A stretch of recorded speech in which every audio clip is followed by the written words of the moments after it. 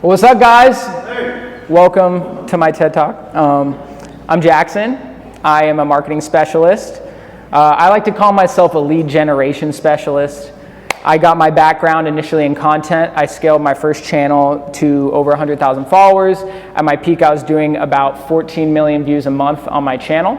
So I got really good at content, understanding how these algorithms work. And then TikTok decided it was a great idea to ban my account. This is actually a real-time photo of when I found out that my account got banned. And TikTok didn't tell me what I did. So overnight, I lost my entire platform. And I had to go back to the drawing board. I had to figure out, how am I going to generate leads for my agency? And so the pivot I ended up making in order to do that was outbound, right? Cold outreach, learning how to just reach out to businesses and get them to want to work with me. So how I did that, first I built an appointment setting team over the span of about 5 months. I hired 90 commission-based appointment setters, and the average one lasted 4 days. Wow.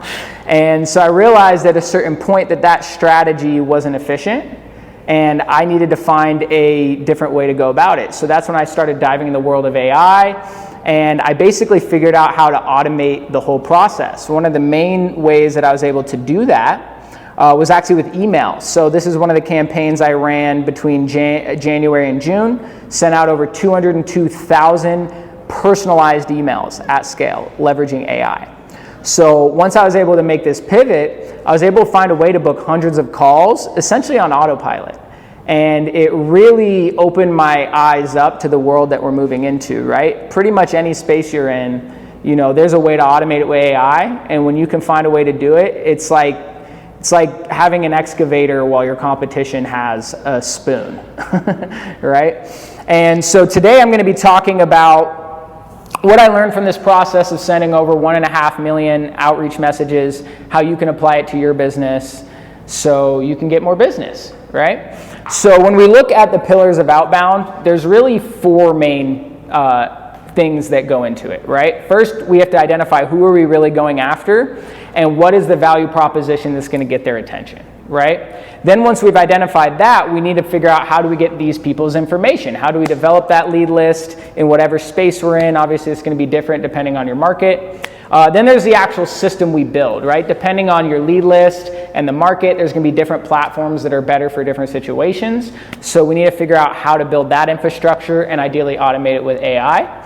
And then last but not least, we need to actually track our analytics behind those campaigns. We don't want to just be blindly spraying and praying. We want to make sure that what we're doing is actually being driven off of data and not just emotion, right? Because a lot of times we can test something and be like, let's just try it and see what happens, right? But if you don't know when to pivot and why, then you're just shooting in the dark. It's like trying to drive from New York to LA and guessing what turn to take, right? You're probably going to get off track, right? So when we look at picking our target market, identifying who to go after, obviously you guys know your industry very deeply, that's why you're in it, but these are some questions you should be asking yourself to really start to identify who the right target market is for you. So I think the biggest thing is to ask yourself, who are the people that are going to pay me the most money, right? Because we can implement a lot of strategies. I made this mistake with my TikTok account when it was really cranking. I was getting 14 million views a month and I could barely pay my rent. It wasn't because I didn't have attention, it's because I was serving a market that had no money, right? And I, over 2 years, got about 200 million views on that account and never made more than $2,500 until I pivoted my offer from being $50 an hour to being $2,500. And my first month, I sold 3 people. Then I upped my price to $5,000, and the next month I sold 6 people, and I made more in a single month than I had made the whole year before, right? So with whatever market is you're in, when you're trying to decide who to go after, really think through, who are the people that are going to give me the biggest bang for my buck, right? Outside of that, and by the way, throughout this process, if any of you have any questions or need clarification, just raise your hand. I'd be happy to answer any questions that you have. So also, once you've identified who that person is, you got to think about, where are these people hanging out, right? If you're going after tech investors, they're probably more likely at an event like this or in a tech group, right? Versus if you're going after broad, depending on your demo, they're going to be in different places. So you got to think, are these people on LinkedIn? Are they on Facebook? Are they on TikTok? Think that through, because that's going to play a big point into what strategy makes the most sense for you, right? Obviously, think through how many people there are. Because if you have we were talking about this earlier, right? Like one of the guys that is about to bring me on as a client, he's going after the decision makers of manufacturing companies, right? In the United States, right? So how many of those are there really? Like I don't know the market, but I can't imagine more than 10 to 20,000, right? So going for a broad reach approach isn't going to make sense there. That's going to be about very targeted approaches, which is going to determine what outreach strategy I want to approach with them, right? With guys like that, I would be more better off approaching them with a strategy of like, hey, I want to interview you for this piece of content I'm making. They're more likely to apply to that than me just cold emailing every single one of them and being like, hey, do you want to buy my stuff, right? Versus let's say you're going after coaches, right? That was one of the big email campaigns we worked. How many coaches are there in the United States, right? Hundreds of thousands, right? So that message can be a little more broad, a little more wide, right? Also think about how hard it is to reach those people, because if they're really hard to reach, chances are there might be a better strategy than outbound. It might be better for you to go to a conference or somewhere where you can actually get in person with these people, right? Versus if it's easy to reach them, then something like this makes a lot of sense, right? Now, once you've identified who you're going after, there's really kind of two ways to go after them, right? One is a direct call to action. I helped X get this result. You remind me of them. Can I help you do the same? Hey, Steve, I found you on LinkedIn. I saw you're the owner of this roofing company. You reminded me a lot of my friend Frank that we actually helped make $20,000 last month. I want to see if you're interested in having a conversation to see if we could run the same campaign for you. Versus a lead magnet, that's something of value you provide someone that makes them interested in talking to you. So it could be, for example, if you're a personal trainer, hey, Susie, you want a free workout? Let's meet this week. I'll give you a free workout, right? Or if I'm a marketer, hey, do you want a free custom marketing plan? I'll sit down with you, help you put a whole plan together, right? You now have the ability to help them, give them a little free sample of what you can do, and ideally use that to create the need for your service, right? If I create a free workout plan for you, well, now you have to figure out how to execute that plan. And now that creates the need for you to hire me long term, right? So decide which one makes the most sense, and then understand that that process is reiterative. There's really 3 phases we go through in order to scale out any strategy, and this is the same whether it's outbound, content, advertising, everything. First, we really have our testing phase. That's where you're testing a hypothesis. I could run a campaign for you, like what do you do? Build websites. Yeah, so you build websites, right? So I could run a campaign offering people the first free page of their website, right? And is that going to work? I don't know. I think it could, but I don't know until I try it, right? And so I want to try it using a large enough sample size to have data on whether or not this is working. And then if it doesn't, looking at what if this worked, what if this didn't work, and over time reiterating that process, right? Once you find something that works, then we move into the optimization phase.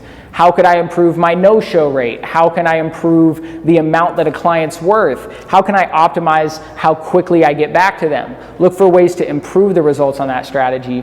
And then from there, once you have enough data to understand the actual metrics behind like how much this costs to get a client, now you know how much you can spend to automate this process. And that's when we move to the automation phase, which is actually making it so you don't have to do a lot of this stuff manually, right? So for any of the outbound strategies you use, if it doesn't work immediately, that's fine.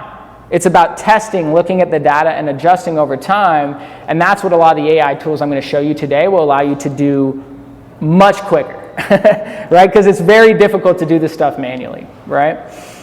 So once you've identified who you're going after, now how do we get the lists of those people, right? Well, there's a couple main tools that I have used to do this. One of them is this tool called Gromin. So if you just Google Gromin Chrome extension, this is a completely free tool that you can use to scrape Instagram for their followers, for people that follow them, for people that like their posts, stuff like that, right?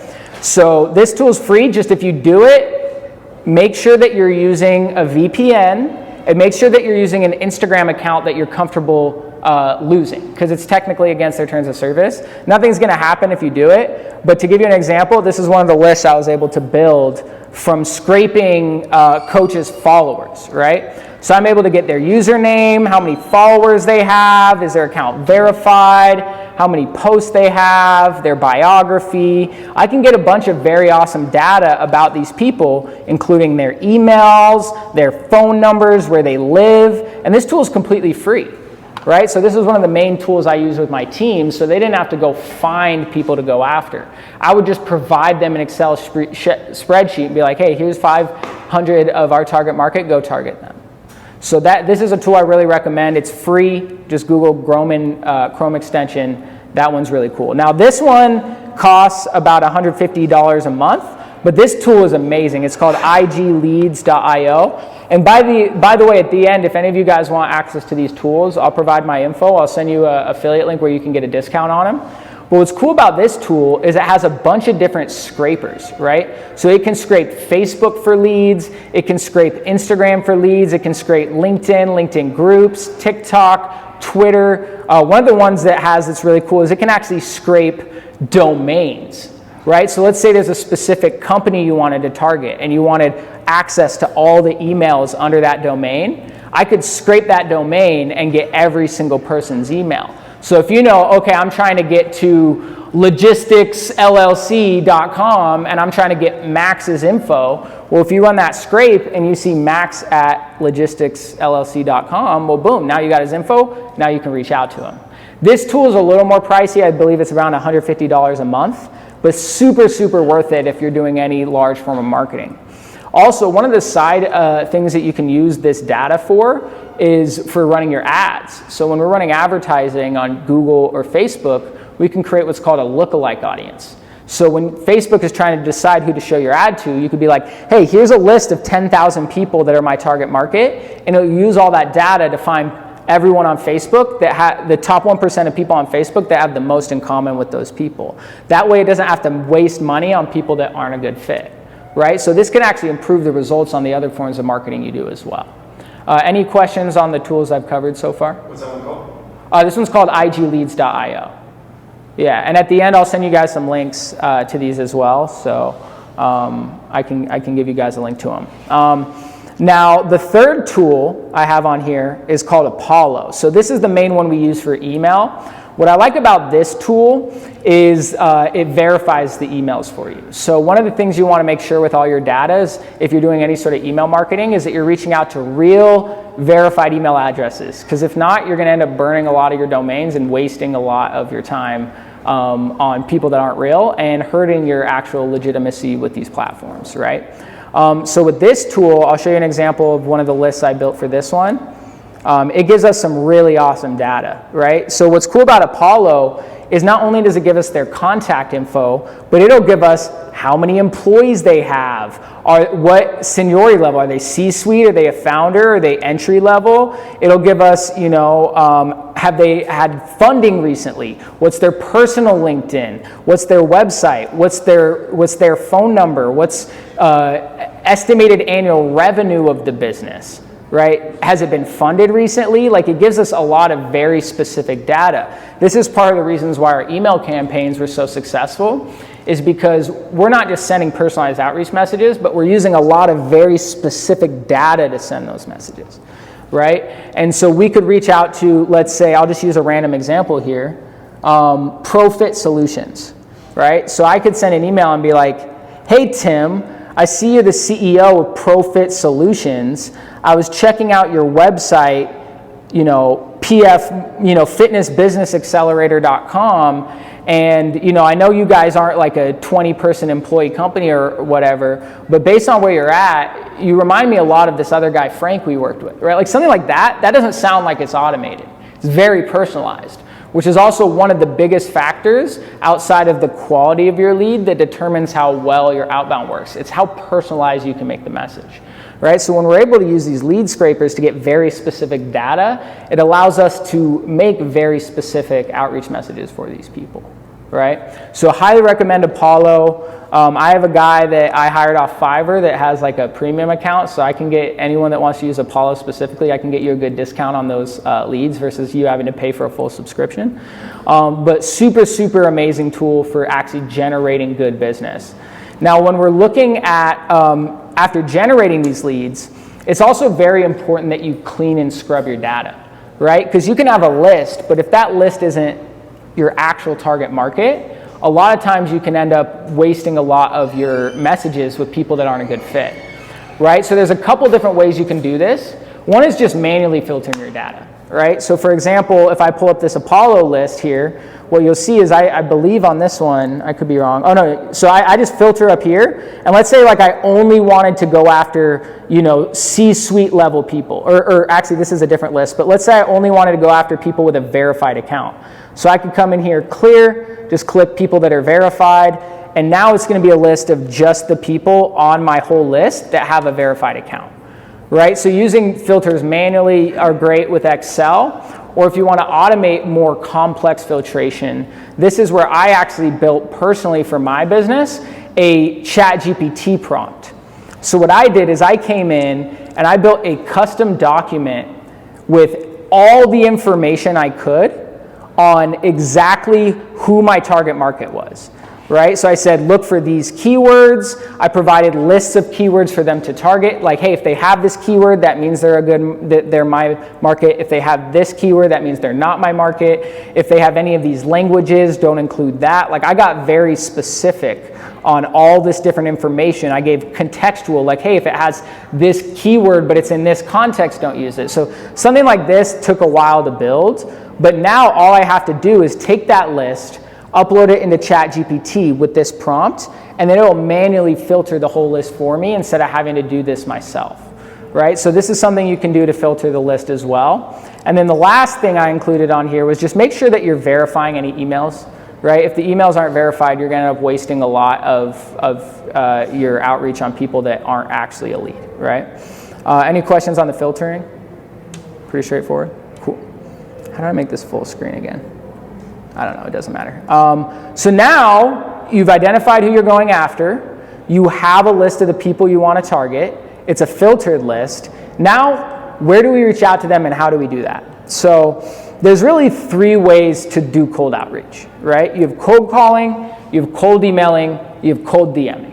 I'm gonna go through each strategy, the pros and cons to that strategy, and how to automate it, right? So let's start with cold calling. Now, cold calling by far is the most effective strategy because if you have someone on the phone, you can actually turn that into business. You're actually talking to someone. And with any of these strategies, the goal is to get them on a phone call with you. You shouldn't be doing cold outreach if you're trying to just sell them something low ticket on a website. Typically not going to work. Cold outreach is typically best for if you're selling something that's high ticket and you're getting someone on a call in order to do so. So the cool thing with cold calling is if you get them on the phone, you don't have to go through the process of setting up the appointment, you have them there. Now the cons to cold calling is this industry is starting to get very heavily regulated by the FCC. And not just the FCC, but the actual mobile providers, AT&T, Verizon, T-Mobile. Because I'm sure there's a lot of you, we're tired of getting all these people calling us, right? Also, if someone goes on the do not call list, you're legally not allowed to call them without their permission. And so you put yourself at risk to getting into legal situations, right? However, it's still very effective. You could still go on Google Maps right now and just start cold calling people and line up business, right? Now, how do we automate cold calling? Well, there's 2 main ways we do this. One of the tools I use to do this, it's called drop.co. It's basically sending them a voicemail without calling them. Right? So you pay a penny per voicemail. So let's say I took a list, right? Let's say I was going after roofers, right? And I left them a voicemail. Hey, John, or hey, I'm reaching out, like I'm looking to talk to da-da-da-da, whatever my message is, right? Instead of having to cold call that entire list of people, at a click of a button, I could hit 1,000 roofers for $1 or $10, right? Whatever a penny times 1,000 is. Yeah, and so literally, if I get a 4 to 5% callback rate, which is what I averaged, I mean, do the math. For $10, I'm getting a dozen plus phone calls, right? Now, the cons with that is a lot of times they just see you have a missed call. They don't actually listen to the voicemail. Also, again, you're technically not allowed to do it without, it's kind of like jaywalking. It's one of those things where like the chances of something happening is really low. It's kind of more gray hat, but you know, proceed with your own caution, right? And then we have Air AI. I don't know if any of you have been seeing these AI cold calling bots, but I wanted to show you guys an example of one here. So let me make sure the volume's on. Let's see if you can hear this. So this is okay, it's not coming out of... Yeah, no worries. I hate calls out of the blue. I don't know how to connect this to... And I saw you were checking out Vision Pro and we're about to pre-order. Display settings. I was curious, what had you looking into? Whoa, okay. Okay. Well, you're not going to be able to hear it very well, but basically it's an AI bot that will do cold calling for you. Now, personally, I wouldn't use this. The reason why, the FCC came out with regulations making robocalls illegal. Now, where a robocaller is actually very beneficial is if they've already opted into one of your funnels or websites. Because one of the biggest things that you can do to increase the amount of sales you get is calling someone the moment they've given you their info. Versus if you have a person manually doing that, they have to see it and do it manually. They might be on another call. It's not going to be automated, right? So I would use Air AI and other robocalling tools more for discovery calls once someone's opted in to set them up on a call with an actual salesperson. I personally wouldn't use it for cold outreach because it's technically illegal. Yeah, you have a question? I get calls, and as soon as I pick up and say hello, call drops. Yeah.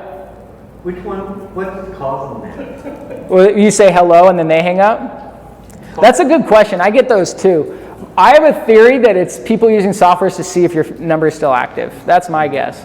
But, because like I'll get ones that'll be like, hey, this is Cindy, right? And I'm like, what? And then you reply, no responses, and it's like, I think it's, my guess, I don't know the answer, but my guess is that they're seeing if your number is still active. Or they're seeing if it's Chris and not me on the line. Yeah. Because Chris had a number before mine. Yeah, maybe. I'm not sure, to be honest. Okay. But yeah, I get those too. So it's really confusing for sure, right? Any questions on cold calling? We're kind of on the same page there. Personally, I don't do cold calling. I don't like it. It works great, but like proceed with your own caution. So when you do cold calling, would you call the number that you generate from like the scraper, or do you actually call like the business phone number?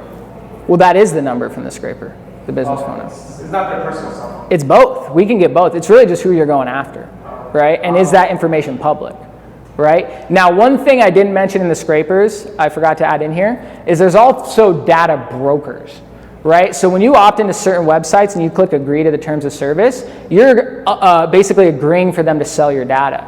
So there are also data congregates, people like Zoom.info is one of them, where they'll go buy data from, like, let's say you go on Expedia.com, right? You give your phone number to them. Well, when you click terms of service, they might have agreed to give you that info. And what's cool about data brokers is you can get people with buying intent, right? So let's say you're, I don't know, not travel consultant, what do you call those people that help book out holidays? Travel agent. Yeah, so let's say you're a travel agent, you could scrape a list of people that are in the buying interest of going on vacation in Dubai, and you could reach out to them, right? Now, personally, I kind of avoid that stuff just because anything with phone numbers, it just gets tricky. Like I said, it's more gray hat, proceed with your own caution, do your own research. It's technically not allowed without them giving you their info. Good thing to do when you cold call is say, hey, I'm Jack, I'm calling about this, and I hope I caught you at a good time. If not, I'll be glad to talk to you later. Yeah. Kind of ask if you can continue. And usually they say yeah.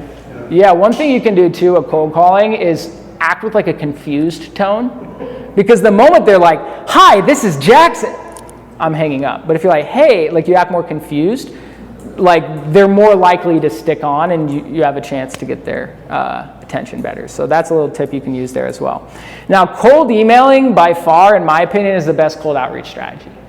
The reason why is because it's the only one that you can actually scale efficiently, right? The problem with cold calling is obviously you need people to do the calls, right? The problem with cold DMing, so reaching out to people on LinkedIn, Facebook, TikTok, etc., is you can only send so many messages per account. So now you got to make more accounts, you got to dress the account up, it's a whole process. Versus with emails, the way we do cold emailing at scale is you just buy secondary domains. So let's say your main domain was personaltraining.com, right? You would buy yourpersonaltraining.com, ourpersonaltraining.com, trypersonaltraining.com. And then with each one of those domains, you can create 2 to 3 emails. And with each one of those email accounts, you could have info@yourpersonaltraining.com, John@yourpersonaltraining.com, etc. you can send 30 to 50 emails per email account, right? So now let's say I find an email strategy that's working, I find a lead scraping strategy that's getting a lot of my good leads. To scale that up, I just gotta go buy more domains, right? Now when you buy those domains, what you do is you use softwares like Instantly.ai or Smartly.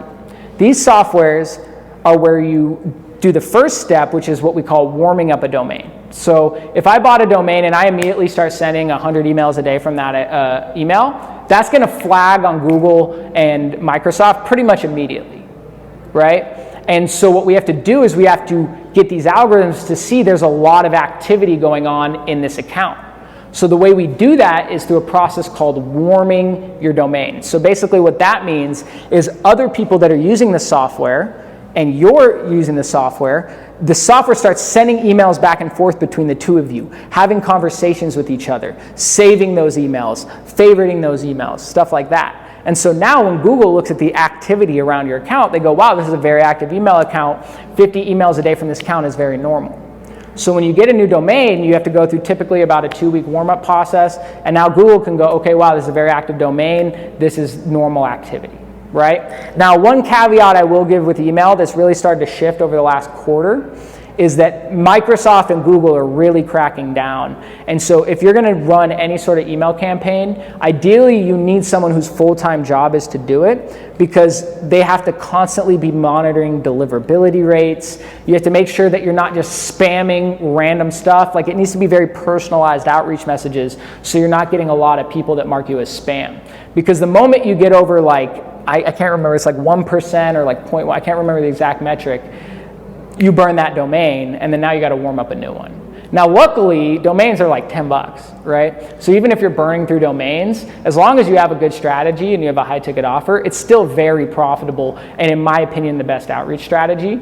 But ideally, you want someone doing it for you, or you got to be willing to commit 5 to 10 hours a week to the strategy, right? Yes, it's automated, but you need to be monitoring that data. You need to understand how to monitor that data. In my opinion, it's much easier to just hire someone to do that than trying to go through the, 4-month learning curve to figure out all the fundamentals of that, right? Is there a way to buy agent accounts, or is it like email accounts?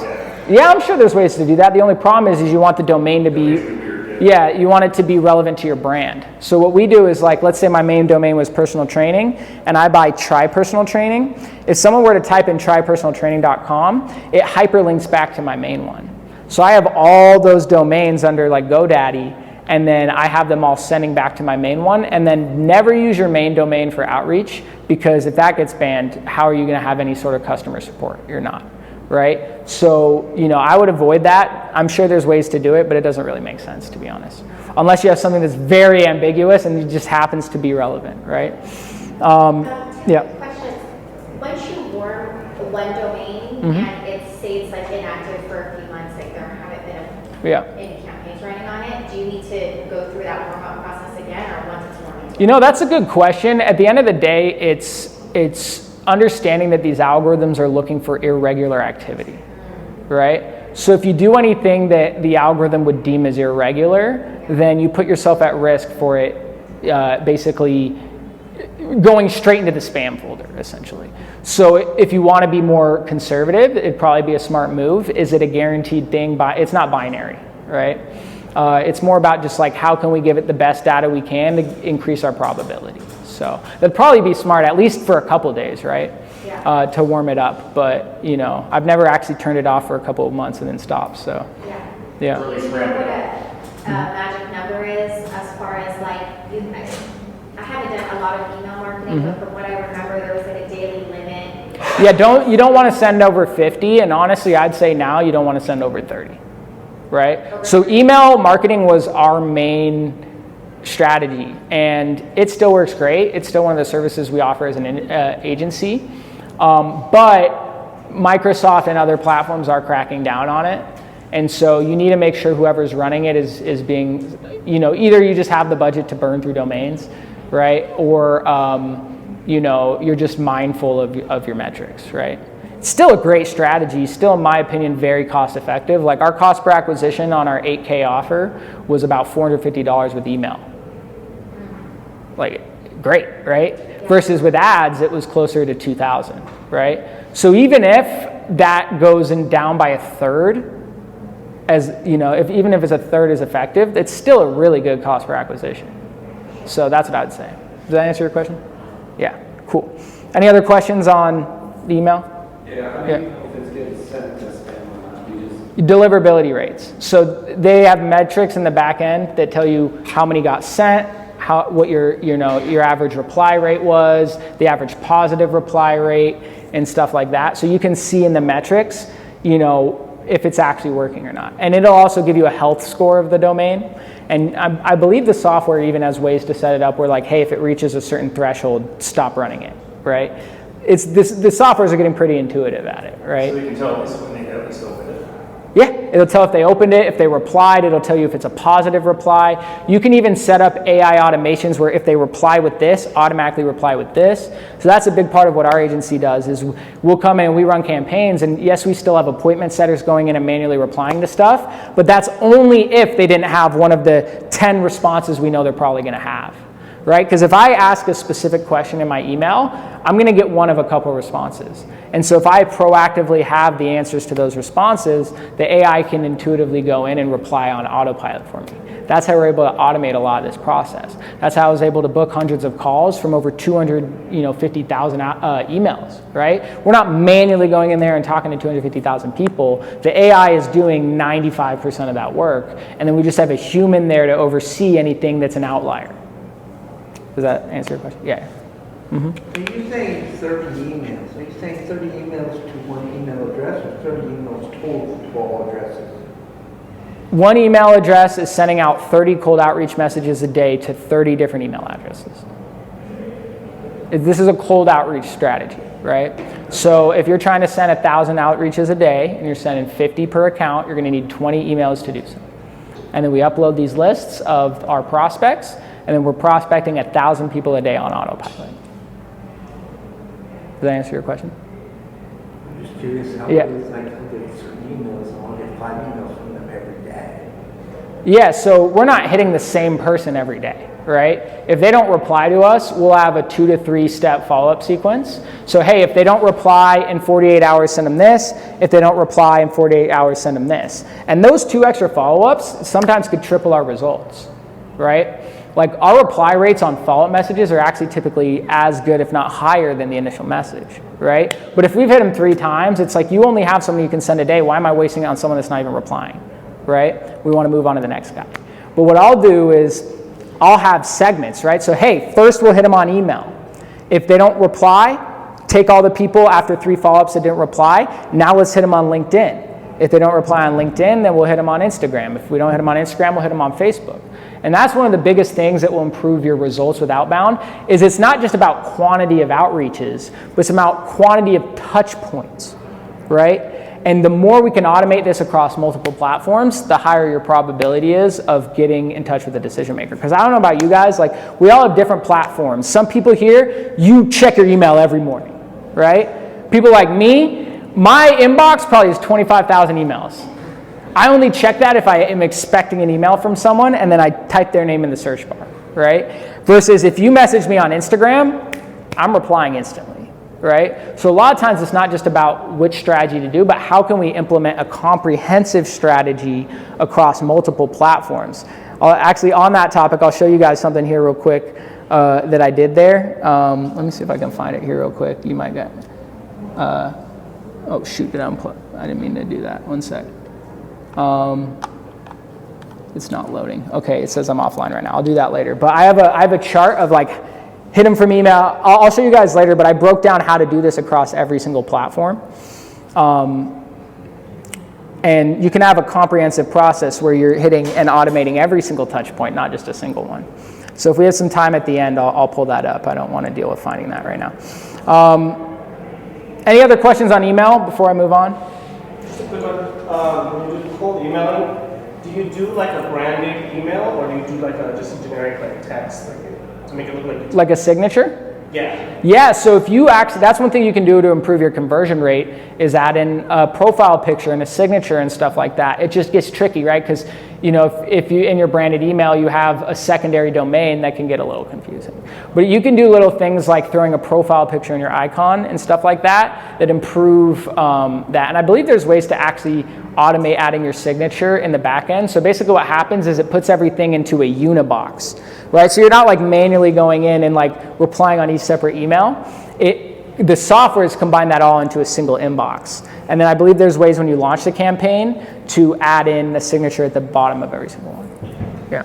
I have one more question about email. Do you have any case studies of what you've seen converting really well in terms of like subject line or like email sequence, like is it case studies? Yeah, so what's cool is a lot of these platforms have templates of stuff that works. The problem is once something works, if everyone starts doing it, right? So, and it's also contextually to your business, right? So you can find stuff online that works, but really it's just about testing for your own business. But that's why I also like testing multiple touch points, because if I find something that works on Instagram, I can look at how can I replicate this with email.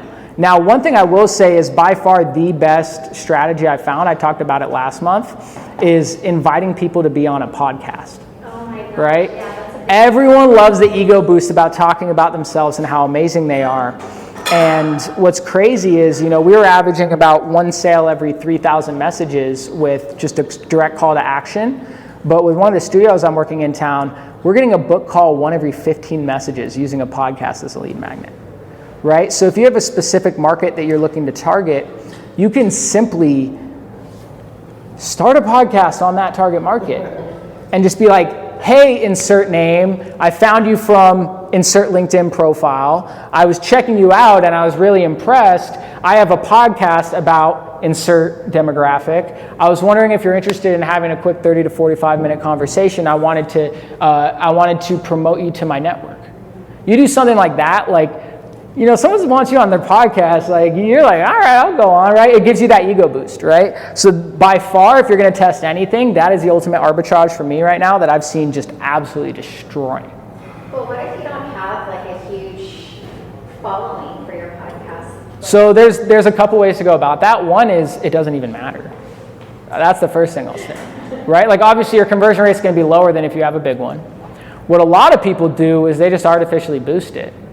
So they'll just go buy their followers, they'll go get the algorithm to spike them. Like obviously you can decide ethically if that's for you, but if you're just using it as a way, as a lead magnet to look more attractive, that's something you can do, that a lot of people do. That's also what a lot of people do with Instagram and these platforms is, they're not trying to be an influencer, but they need to look the part. Like if you're looking at their profile, if it doesn't look the part, then they're not gonna give you the time of day. So they'll go buy their likes, followers, engagement, not with the goal of like building a big audience, but having at least passing what I call the sniff test, which is this person worth my time? Which what you find is the moment you've interviewed them, you now have a relationship with them. 95% of the time, they don't even check how many views it got, did you post it, anything. They're just like happy that someone wanted to give them the time of day. Now, if you want to improve the value proposition, take that podcast and chop it up into TikToks, right? Because that's the most effective way to get attention, and then you're killing two birds with one stone, because not only are you generating them as a lead, but you're now creating a organic content strategy as well, and that strategy crushes, because if they're actually an authority in the space, guess what they do with that content? They repost it to their audience, and now you're tapping into their network, and even if they don't have a big audience, if their audience is your target market, you'll get business from that. Yeah, you have a question? What do you plan to do? How do you adjust the fact that the federal government's looking to ban TikTok? Not worry about it, because there's nothing I can do about it, right? Yeah. I think you post your short form content everywhere, right? I don't look at through a single platform strategy, right? Like yes, there's nuances between these platforms, but I've had videos I post on TikTok get 8,000 views, and I post them on Instagram and they get 3 million. I've had videos I post on Instagram get 1 million, I post them on TikTok and they get 100 views. Right? So it's really just a probability game, not keeping all your eggs in one basket, and especially I wouldn't keep your eggs in the TikTok basket right now, because also as it's become more about TikTok Shop, they've absolutely kind of destroyed their platform in my opinion. Yeah. So besides a signature graphic or logo, what about a graphical email? A what? An email that has more graphics, a header and I wouldn't. So here's what I say. Anything I say, take it with a grain of salt and always treat yourself as a scientist. Test the hypothesis. Because I have no data based off of your specific industry with your specific variables on whether or not it's applicable to you. And that's where most marketing ends up falling short for people. It's not that a single strategy is ineffective or not effective. It's that there's 1,000 different variables affecting that strategy that it changes the probability for you versus her. I could run the same exact marketing campaign and I have both of your guys' face on it. They're going to interact differently based off of your demographics versus hers. Which one's better? We don't know until we test. Yeah, right? And you don't know which one's better, right? They might like her because she's younger and they think that she's going to be more tech savvy, and they might like yours because they think you have more experience. There's no way of knowing. No marketer has some, silver bullet. It's about a scientific method of testing a hypothesis, tracking the data, looking at the data, and adjusting. And I've had the same strategy for two people that are similar that I've ran and have gotten different results. So it's a lot of times it's hard to say because there's a million different variables that determine your results. Do you have a question? So I've had friends that they just say TikTok does not convert. What's your experience? Convert on what? Sales. So for instance, they'll have a high ticket coaching program on Instagram that runs great. On TikTok, it just doesn't convert. Yeah, so I'd say it's a case-by-case scenario because the question is, why is it not converting? How often are they posting? Are they posting once a week? Are they posting once a day? They're yeah. So typically you'll see for high ticket, Instagram does convert better. But I also know people that have built their entire platform off of TikTok. But what I would say is it's not about which one, it's about why not both. That's what I would ask, right? Like at the end of the day, I would always challenge people to how do I increase my volume? And one of the easiest ways to do that is to just post it on both and see what happens, right? And it also depends on what your price point is, right? Is it not converting on a $1,000 offer or is it a $10,000 offer? Is it a $10 offer? There's a lot of variables. I'd say TikTok is best for that kind of like $500 range, right? But in general, I think Instagram is typically better just because Well, the reason why Instagram converts better is because they have a better messaging platform. People aren't really often clicking on your content, going to a website and buying. It's that they're messaging you, having a conversation, and conversations are really what we should be optimizing for, not views or followers. And TikTok's messaging platform sucks. You can't share links. It's really shitty. And so a lot of times I would say that's probably why.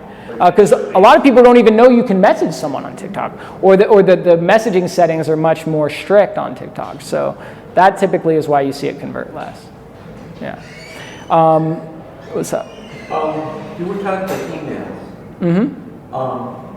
Now this is not a recommended platform or approach, but for example, with mine, I do a lot of business analytics reporting, and we send out automated emails for reports. And so we'll have plug and chug things using Microsoft Access to literally say, okay, stick this in, stick that in. And literally you can put formulas or variables in that will put in pieces. So if you want to try things like find pictures, try signature line, you can literally say, okay, your e-subject equals boom, and then you call your routine to set out your emails. And you can actually adjust your subject line to put the person's name in. Yeah, so that's what we call, so we have, you can personalize a lot of these as well, right? So when I was showing you guys earlier where you have all that data on people, that's what we're doing. When I say like, hey, insert name, I found you from insert platform, that way it can be very personalized. And you can we can also use this thing called spin tax, which basically is, it'll be the same email, but it'll say the same thing in a different way. Right? So instead of saying, I found you on TikTok, it'll be like, I discovered you on TikTok. That way the algorithm also sees you're not just copy, paste, right? Now, when it comes to cold DMing is a very, very effective strategy. What I like about cold DMing is it's very easy to get personalized and have a conversation. And most of us check our DMs, right? I don't know about you guys, but most of us, if we get a message on Instagram, we're replying to it or at least looking at it. It's starting to get more saturated on these platforms for sure as these technology advances, but that's why I think these automation softwares allow you to still be effective with it, right? It's a grind doing it manually, right? But like if you have a good lead magnet or call to action, it's still very effective, right? Like one of the automation softwares I'll show you in a second, I believe it's around $20 or $30 a month for like 50 to 100 outreaches a day on Instagram. And if I have something like this podcast lead magnet strategy that's booking 1 in 15 people, you're telling me I could book 3 to 5 calls a day on autopilot for $30 a month? Like, that's crazy. Now, most strategies aren't going to convert that well, right? Like, that's definitely above normal. But to give you context, when I built my initial outbound team, I was going in Facebook groups and hiring people off commission. And I went through about 90 people in 6 months. Average person lasted 4 days, and I would go through a 3-day training with them where I'm like, hey, this is what to expect, all this info, but just cold outreach, no one likes it. I don't like it. I hate it. So I don't even blame them for quitting. I would have quit too. But between all those 90 people, in 6 months, I sent 25,000 outreach messages. Think about that. I could automate 25,000 a month for like $200. So we're in an ecosystem now where it's like, the people that figure out the AI tech, like, people can't compete with you. Yes. It's ridiculous, right? And not just that, but you have a responsibility as a business owner to figure it out, because not only is it an opportunity to steal the market share, but if you don't, your competitors will, and they're going to run laps around you. But that's okay. So for me, I randomly do it just because I don't want to get banned. Yeah. How do we? What's been your experience with you? Yeah, so I would definitely say take that into consideration, right? Like if you've built up a platform on Instagram and you really don't want to lose it, might be better to use a different account, right? What you can do is have either members of your team that have old accounts they didn't use, or what you can do is go buy accounts, right? So we'll make what we call burner accounts, right? So I'll have if my main Instagram is Jaxon Miles Wright, I'll have one that's Jaxon M Wright, and I'll just make it look the part, right? I'll post all my content on there. I'll buy some followers and likes just so it looks the part. It looks like an active account, and I'm not using that to like create the perception that I'm this big guy. It's more just like they're going to look at my profile, do a 10-second sniff test, and decide whether or not I'm a bot, right? So I just don't want them to think that I'm like a bot, because I mean I kind of am, but like it's an actual person behind it, right? And that's why I say with all these strategies, weigh the pros and cons to them, weigh what you're comfortable doing, right? How often have you gotten accounts banned? Honestly, with Instagram, like not at all. With TikTok, it can happen. It's random, right? Like I had my TikTok account banned. That was like my actual account, and I read the terms of service and never broke it and put out 2,000 videos without ever a strike, and I just woke up one day and it was banned. Right? On Instagram, people get banned all the time. There's also people that hack your account. There's stuff that happens. I would say the ways you avoid getting banned are never send more than 50 outreaches a day, never send more than 10 an hour, right? Don't send the same message over and over again. Send different versions of it, or use spin tags, so it'll do that on autopilot, right? And don't send spammy stuff. Don't just go straight for... It's like going on a date with a girl, right? Like you don't just immediately try to have sex with a girl the moment you take her on a date. You got to wine and dine her first, take her out on a couple dates, get to know her a little, right? Versus some of these guys leaning straight for the kiss before they even introduce themselves. And that's what a lot of people do with outreach. They just go, hey, I'm XYZ person and I have XYZ product and you would be amazing for it. And it's just like, delete. I've deleted it before I've even read it, right? And so I think it's also about to understand, like, there's another person on the side of that message, right? And put yourself in their shoes. How would I respond if I got this message? I can go right now and look in my requested folder and see 12 different DMs. Then I'm like, that's a solicitation. All of them. I'll just delete all. I don't even need to open the message. I can see from the first 5 letters. And half of them don't even take the time to add a profile pic. It's ridiculous. Like, they're just going for broad approach, but it's like, I just don't see that ever working. You know what I mean? So if there's an account you really don't want to lose, use a burner. If you're comfortable, the chances of it getting banned, as long as you stay in those parameters of not more than 50 a day, you're not just copying and pasting a sales message, you're not sending more than 10 an hour, then, I mean, I sent over probably 50,000 outreach messages without ever having an issue. So make a differentiation between cold and warm leads. Yeah, so warm lead is someone that knows who you are already. So warm lead would be like if you put out a piece of content and someone followed you from that content and you message them and say, hey, thank you so much for the follow. Just curious what made you want to follow my channel. Now you're having a conversation with someone that's already gotten value from you.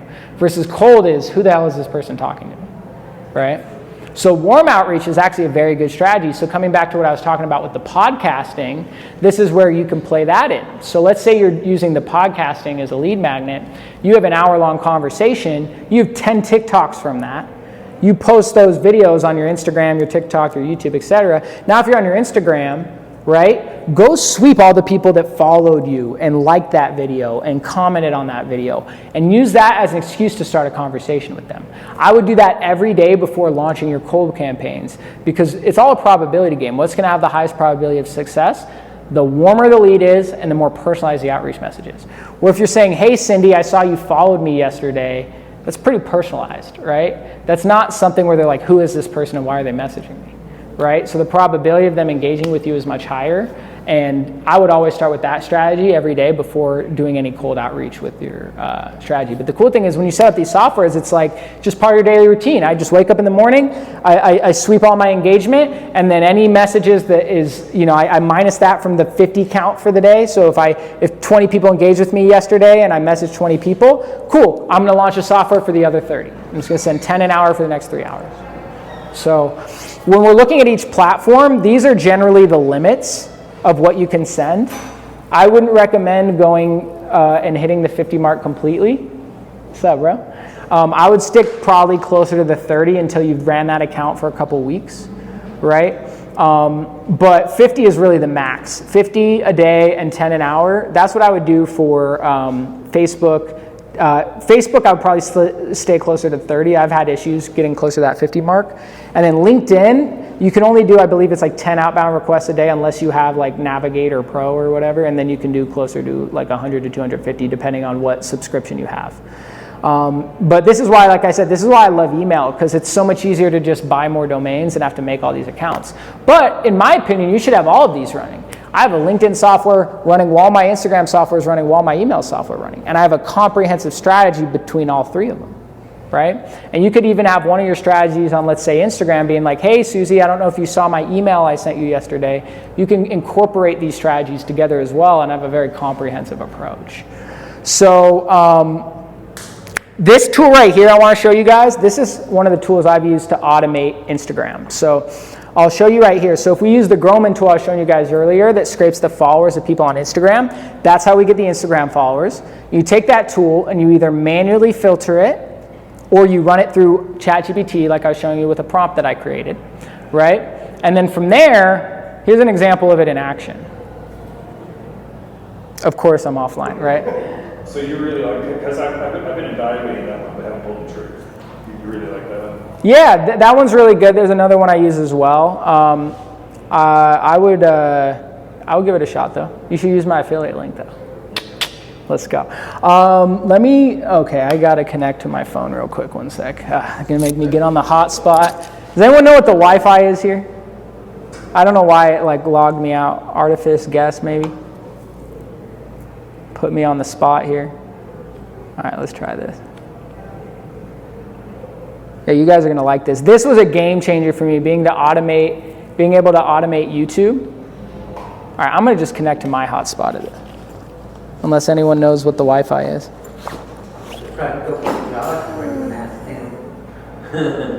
Well, I've had it on here already. I don't know why it's not letting me on, but. I think it was on the back of the TV.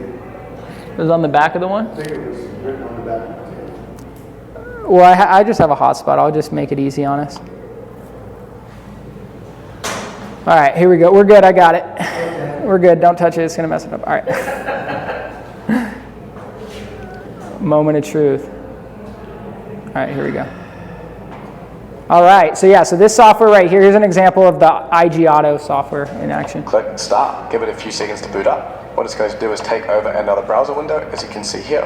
And in our hands off the keys, we get to see it up in the top corner. Auto IGPM has started debugging this browser. Now it is going to go through that list and hit our 10 per hour quota and continually do this. So you can put this away in the background, you can put it on another window. You can just click play once every morning and then put it onto another window or another desktop. and just leave it. As you can see, it's going to type in the message manually. Hi Grayson, noticed how you empower entrepreneurs. So inspiring. I've got these AI tools that could seriously level up your coaching game. So you can see it's behaving as if a human would, which is why it's able to automate this rather than your account getting banned. So the fact that it takes over the browser, types this in one letter by letter, and not kind of programmatically just smashes them all out, is really the magic behind auto IGDM and how it allows you to send that 50 limit per day cap with no issues every single day. So give it a second, see it pauses for a little bit, and then it sends a message. And these overlays here show us what tag we've put on this conversation, and this copy message is a little bit more of an advanced feature that I won't go into here. And then we have it, we've turned on our automation. You can see here that it has the delay between actions, so it's just going to sleep the browser for 250 seconds, and after the sleep period is done, it's going to pull up the next account and send the DM as well. Oops, over. Yeah, so that's basically how it works, right? You upload the list, you upload the messages you want to send, and then it will literally type it out. It's not like copy, paste, copy, paste. So these, platforms like Instagram literally have no way of knowing that it's not a person doing it, right? Unless you do it like every 5 seconds, right? It's just like, and it's the same message, copy, paste, copy, paste.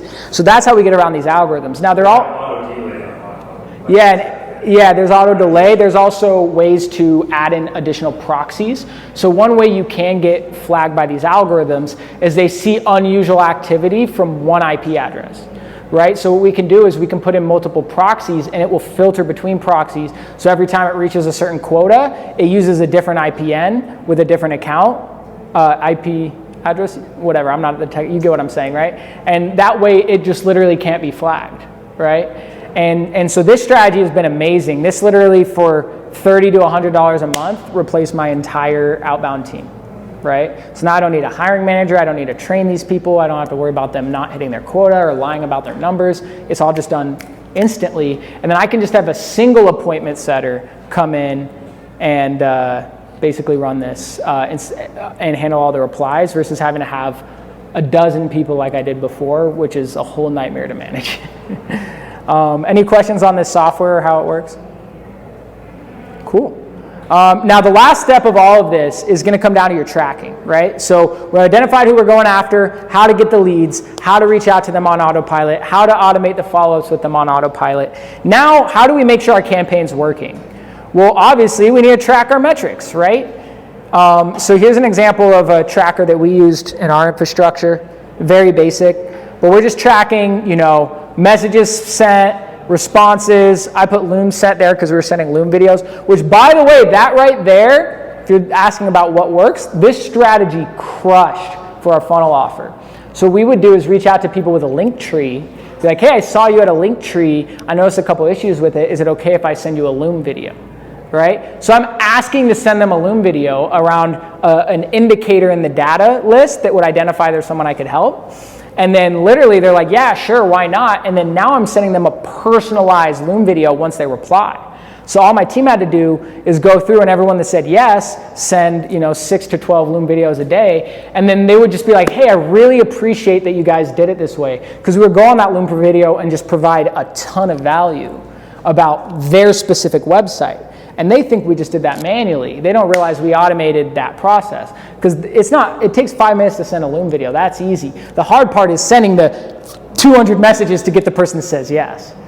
Yeah, so if you have something specific, a data point that is someone with your target market that you could help, you say roofing companies that are on LinkedIn, you'd be like, hey, insert whatever, can I send you a Loom video? And that strategy crushed for us. So we built out sales funnels for our clients, right? So we would basically say, hey, we noticed a couple things wrong with your website. Is it cool if we send you a Loom video showing you what we see? And every single person has something that they can fix in their website, right? So the moment that they say, yes, I'd love to see what your thoughts are, we just literally go through a checklist of a dozen things that we would look for and be like, hey, fix this thing, this thing, this thing, this thing. I would change this over to here. Here's what we found worked better. By the way, I had a couple more ideas. If you're interested in hopping on a call, I'd love to show you the other things we're seeing. Then we get them on a call and we'd be like, hey, here's what you really need to do. If you want, we could just do it for you. And we would close about, 1 to 2 people a week on an 8K offer doing that strategy. Yeah. So once you track all your data, basically in your tracker, you're tracking the customer journey. So from the first step of the process to the last step of the process, you track each thing they do, right? So first, I got to send a message. Once I send a message, they have to reply. Once they reply, they have to say that they want me to send them a Loom video. Once I send them a Loom video, they have to want to book a call. Once they book a call, I got to make sure they show up. Once they show up, I either have to set up a follow-up call or make them an offer. Right? So each step of the process, I'm tracking. That way, if it's not working, I can figure out where in my assembly line is the leak, right? And then you can address that, because you might have a campaign that's not working, but the issue might not be your script. It might be that you're targeting the wrong people. But how do I know which one it is? You could guess. That's what most people do. They could be like, I've been running this strategy for a month. I haven't got a single sale. But it's like, but where's the leak? Is it that you're not getting replies? Is it that you're not getting people to book? Is it that those people that are booking aren't showing? Is it those people that are showing aren't buying? Depending on what that issue is, you might have the right script. You just might need to tweak who you're showing that script to, right? So make sure you're tracking your data. And here are kind of the main KPIs that I would focus on, right? So number one thing I look at is message to book ratio. How many messages do I have to send to get someone to book a call, right? If that's 5,000 and I got another campaign that's 500, which one am I going to run, right? Probably. See, this guy knows what he's doing. Yeah, and then from there, another big one is no-show rate, right? So I had a campaign that I was running with ads that was absolutely destroying, but my no-show rate was 85%. And so it's like, okay, yeah, my cost per book call is great, but no one's showing up to these calls, right? So you want to make sure you're tracking that as well, making sure like you're following up with people. Always confirm the appointment the day before and the day of, right? Do things to make sure that you're getting those people to show up, right? Provide value that they'll get on that call for showing up. That's why, hey, I have a couple more things I want to show you that I think are really serious. You know, now they have a reason to go to the call versus if you're just pitching them, you know, they're going to blow you off, right? Another big one is obviously close percentage, right? Like, okay, yeah, maybe you're booking a lot of calls, this campaign is successful, but if no one's buying, it doesn't matter. Like we ran a network strategy. Once we automated our outbound, I had my whole team going to networking events. We went to 181 networking events and got 2 sales. We were booking calls like crazy, but that metric was deceiving because the truth was we were booking calls with people that weren't our target market.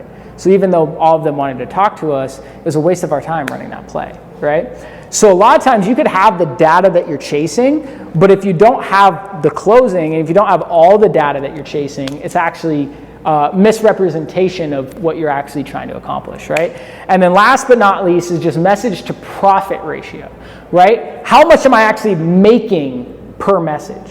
If you know that amount, now you can understand how much that you can afford to budget to automate that process, right? And don't just do message to close ratio because, you know, I could sell something for $8,000. I'm not making $8,000 on the deal. I have a 30% COGS on that. I have to split that with other people. So if I don't have it under a threshold of like 1,500, then once it starts getting past that, it may, from the outside, be like, yeah, I'm doing all these sales, but really when I look at my bank account at the end of the month, it's not really any better, right? So it's important to make sure that with any of these strategies that you automate, that you're not just looking at your revenue, but you're looking at, okay, what is my take-home profit from this deal, and how many messages did I have to send to get that sale? And then now you can identify what a message is worth to you, right? If I know I'm going to make $1,000 profit from this, and it takes me 1,000 messages to get that sale, I know every single message I send is worth $1. Well, if I'm using the software over here to send 500 a day and it's 200 a month, I'm going to see a good ROI on that. I'm going to scale that shit as high as I can, right? Yeah, and that's pretty much all I got for you guys. A couple of things to just remember. It's a numbers game. A lot of times people are making decisions off of too small of data, right? You could say like, I sent 100 messages, it didn't work. But that 102nd person was going to buy. And then the 108th person was going to buy, right? But it also can be the opposite, right? When I built my initial team of outbound, my first sale I got after 200 messages. My second sale I got after 360 messages. I'm like, holy shit, I'm averaging a sale every 100 to 200 messages. I'm going to be rich. And then guess when my third sale came? 4,000 messages, right? Because probability isn't linear. I could flip a coin 10 times and it could land on heads 9 times out of 10. But if I flip it 1,000, it's more likely to be 50-50. So make sure you're making decisions off of large enough data, because a lot of times you're making decisions based off of inefficient data, right? Another big thing is follow up with these people. I've had people that we followed up with 6 months, once a week, and then they finally respond. They're like, hey, sorry, man, I was busy, right? And so you want to be top of mind of people. Like, obviously, you don't want to waste your time and energy on people that obviously aren't interested, but follow up with people from multiple platforms, multiple times, and in cadences, right? Maybe if they don't buy now, follow up with them next quarter, right? This is why you need CRMs, you need systems, and there's a lot of ways you can automate this with tools like Go High Level, so you don't have to do that yourself. You can tag certain things, or hey, if they didn't buy because of money, in 4 months follow up with this message. There's ways to automate that as well, but don't underestimate the power of follow-ups. That's where most people lose and don't have effective campaigns. It's not that they aren't generating the leads in the first place, it's that it takes 7, 8, 9 touch points with someone before they even give you the time of day, right? Or it's just not a good time, right? I've had people that just, you never know what's going to happen. Maybe their grandpa dies and they get an inheritance. Maybe one of their business partner leads and now they're making, and they bottom out and now they have good money and they own 100% and they can do it their way. Like, things change. And so don't be afraid to follow up with people. That's a big part of all of this and getting it to work. The other thing is patience, right? With any marketing you're doing, I talked about this last time. It's like, view it like you have a plane that you're trying to take off. If you give me a 20-foot runway, do you think I'm going to get that plane to take off? No, I'm going to crash. I don't have enough time to get that momentum. And what most people do is they start revving up the plane, and their runway is so short, whether that's either financial or emotional, that they're pretty much doomed to fail even if it's a really good plane, right? And so always look at, like, how can I increase the length of my runway? If I have a 2-mile runway and I have a good plane, do you think I'm going to take off? Of course. Right? And so it's really important to also take that into account with a lot of these strategies. A lot of times you have the right strategy, you're just not giving enough time or enough data to play out, right? Because what happens is you test a strategy, you get data, you use that data to make a more informed hypothesis, and you test a better strategy. And you go through that process over and over and over again until you find something that works. Well, if you can only go through that process twice, probably not going to work. And that's why a lot of times people get burned by marketers. It's not that the marketer was bad, it's that you gave that marketer too short of a runway to find what works. And for another client, they found something that worked immediately and they look like a genius. And for you, it might take 6 months. But when that takes off, you're going to make 10x what you put in, and it's going to be super worth it. But you didn't even give yourself that chance because your runway is too short. Last but not least is keep it simple. Don't try to do email and Insta and LinkedIn all at the same time. Focus on one strategy until it works, and then add in the next one. I didn't add LinkedIn until my email campaigns were already working, right? I would focus on one until it works instead of hopping from thing to thing to thing the moment it doesn't work immediately. And as long as you guys do that, you'll be off to the races. And yeah, that's all I got for you guys today. You got some questions? Yeah, so you use that to track, basically Google Sheets until you track. Is there a time where you might move them into a CRM? I mean, yeah, obviously if you have a CRM, that's going to be more efficient. I think I move them in a CRM once they give me their contact info. Okay. So everything before they give me their contact info, I just do in a sheet. So as soon as you establish a relationship? Once they give me their phone number or email.